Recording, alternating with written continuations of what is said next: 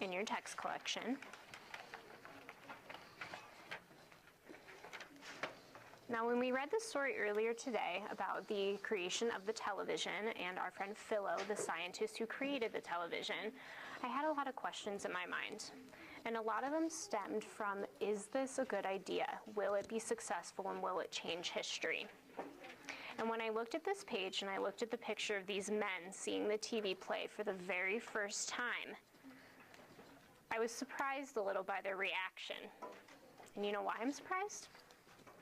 Because I'm so used to TV. Do you guys watch TV a lot at home? All the time. Yeah, a lot, right? Yeah. I want you to look at the faces of these men who are seeing this television play for the first time, and in your own words, in a sentence in your notebook, I want you to describe how they might be feeling this first time they're viewing the television. I want you to tell me your sentence and your thoughts about the reaction of these men in this picture. You want to start? Okay. They might be very shocked with what they see. Okay, shocked. Good.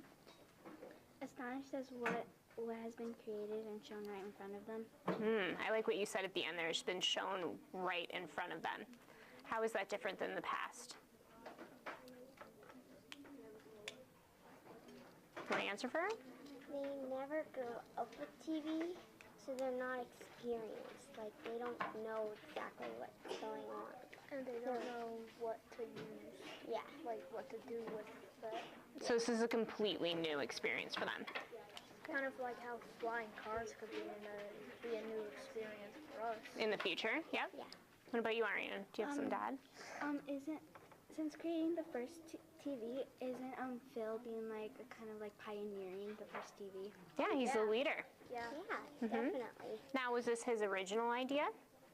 No, but Not he's exactly. the one who created the TV. He was so inspired from... Yeah. The scientists in the Yeah, magazine. but he also knew a little more than them, because a whirling disc or mirror isn't going to be fast enough to transport something from one place to another, because you'd have to go fast. But electrons being parallel and sideways and top to bottom, it's definitely better than a whirling disc. So he's an innovator. Not only does he actually invent it, but he innovates an idea that someone else made. Yeah. That's okay, right? It's good to build off of others' ideas. Yeah. If you think about it, everybody every day is kind of building something better than their last idea. If you think about the first iPhone or the first computer, every time they make something new, all those scientists are innovating and they're changing it to become better. It's kind of like when you, with Legos, first you're planning on to build this, then you decide to add on to it, or you can't just do that, so you make something else while using the main building block of the idea to make something else. So what I'm hearing you say is that your idea shifts over time. Yeah. But it still uses this. That's interesting to me. The idea is shifting over time because they have a specific reaction in this picture, and I'm wondering how it would change now, presently. When you think of people and you think of audiences that go to a movie, or your family, or your friends, or anyone who's watching a television at home, how would their reactions to the television be different than the reactions of the people in this picture? I want you to turn to an elbow partner and talk about it. Well, like nowadays they just see it as like a normal thing.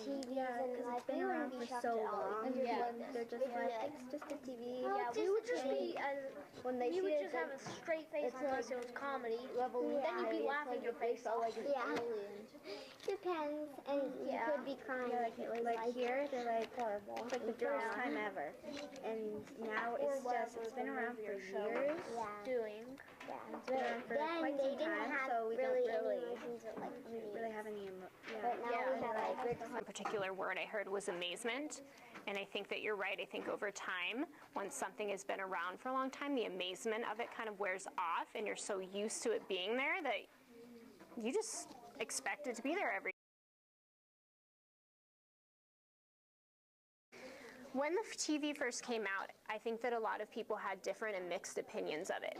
They had different points of view. They had different perceptions on what the TV was going to be like and whether or not they really wanted to accept it in their room and in their homes. Because kind of here they look a little amazed and a little frightened.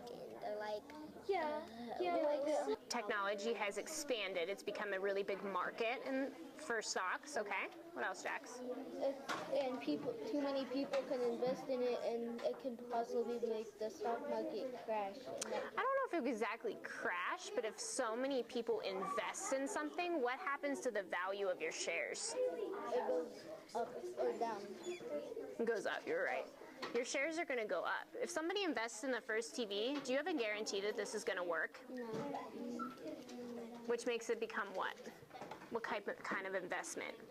If you're not sure something's going to work and there's a big risk in putting your money in it, what type of investment is that? I don't know what they call it, like, Do you know? Yes, it's a high risk. It's a high-risk investment. Nowadays, if I invested in the television, what kind of investment would it be? Low risk, because it's pretty safe. We know it's successful. yeah, we know it's Now it'd be really hard to buy shares in television because they're expensive because we know how successful it is. Do you think Philo knew he was making history? I don't know. Maybe not. Let's take a minute. I want you to think about it. Let's find evidence to prove his thinking.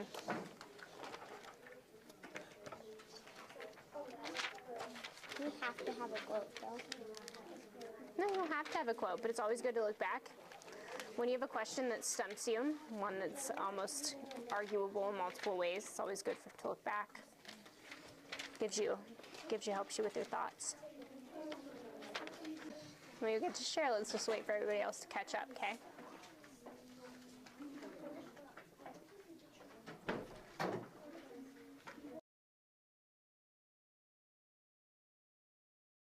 All right, we're going to start with Ben this time since we started this way last time. Okay, what did you have to think? I believe that Phil didn't really think he was making history because he was really just innovated by scientists. So he was inspired by the scientists who came before him. So he wasn't sure if he was going to make history because of that? Yeah. Okay, anybody have an opposing view? Opposing, what does that mean? Like Opposing means opposite. Oh, I have Ariana, we'll go first to you. I think he did because he read catalogs about scientists creating television. So like they're not really finished, but they're like to make one using parallel lines and like electrons. Okay, so you're saying you're a little bit opposite of Ben. So you think he didn't know he was making history because he really was just taking an idea and changing it and innovating it. Whereas you think he did know because he was the only one that succeeded in making that idea a reality. Well, both of them are pretty, they're debatable. They are debatable, right?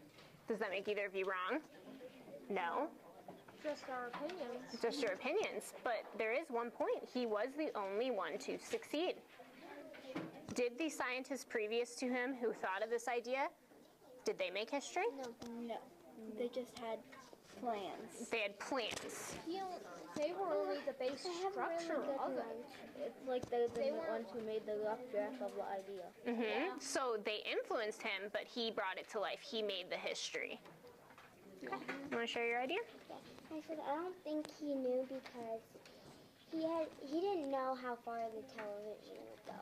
Like now it's so popular, he didn't know that it was going to be that. So I didn't know he didn't really know that he was going to make history because at any time they could have stopped TV and just like made it go away. Okay. So maybe he knew that he did something that was amazing, but maybe he didn't know how amazing it was going to grow into be, according to you. Okay. Like he thinks he's going to make history because he's so obsessed with it. He's like the only thing he's talking about is television. Yeah. When he first thinks of television, what's the first time that he ever thinks about making a TV? Can you look back? When was the first moment he thought, oh, yeah, I could do this. I could make a TV.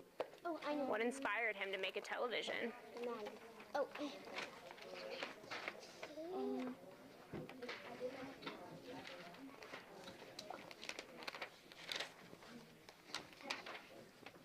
Jack, she brought up the point. What do you think? Page 109, it states breaking down images into parallel lines of light, capturing them and transmitting them as electrons, then reassembling them for a viewer. And where were these lines coming from? They were coming from the electrons. Okay. And what was he looking at in that moment? He was looking at all the dirt in the potato field. So he saw a TV in the lines of a potato field. Wow. That just makes it sound like he's insane. It does a little bit, but do you think that maybe insanity makes the greatest things? Yeah. Do you think you have to be a little bit insane to make something that great? Like your like it's almost like the same. I think you have to live it and breathe it, and he even said that he went to sleep and thought about plans. I think what Jack said is very valid. He was obsessed, and because he was obsessed, he made history. I don't think we know if he felt that way or if he didn't feel that way, but I think we could predict that he's probably quite proud of himself. Yeah. So I think it could go either. I think it could too. Well, I really appreciated your hard work in group today, and I thank you for your great thoughts, and so we'll get back together and we'll talk about it a little more next week.